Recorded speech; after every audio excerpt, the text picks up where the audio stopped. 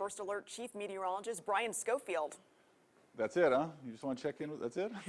I'm just like, I'm rolling out the red carpet for you. Just go. Right, I expected the comment, it's so cold, right? And then the joke to follow.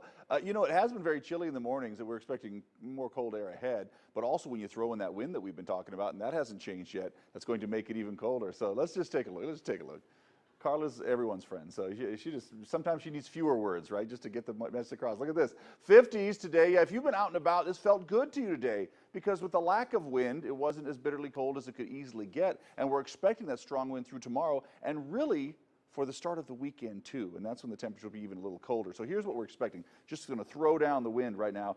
We're definitely talking about for tomorrow 15 to 25 with gusts to 35. We're not in the general area of the wind advisory, but it's still close by, and within the vicinity we do expect a strong wind still, and even getting to breezy conditions to even borderline gusty for the start of the weekend as well, and that's what will make things feel rather chilly there. So satellite radar composite not showing anything coming in per se, but to the north, yes, we seem to have a lot of energy that doesn't seem to sink far enough south, but well, enough south to give us the wind, but certainly not to give us the rain out of the bargain. So let me show you what temperatures will look like, and then factor in a little wind, so the wind chill will take these numbers down a little bit more. So got 40s for Searchlight. You folks in Searchlight will be in the 30s overnight. Definitely looking at 20s for Mount Charleston, but of course overnight lows right there in the teens. Look at that.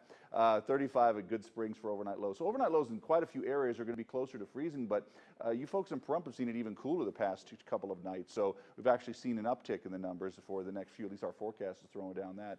So 17 Tonopah for overnight lows. Afternoon highs, once again, we're talking more 50s than anything else close by out to the northeast. Our neighbors out in Mesquite right there at 53, Alamo 45. So it really does look like we'll have a cool spell coming that's just not going to let up. But I think the wind will be the factor that really makes things feel even colder.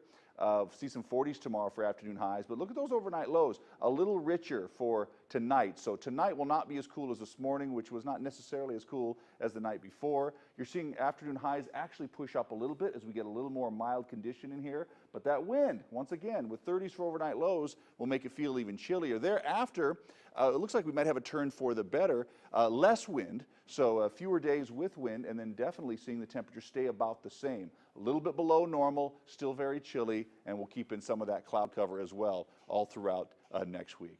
All right, back to you. All right, thanks, Brian. As President-elect Donald Trump embarks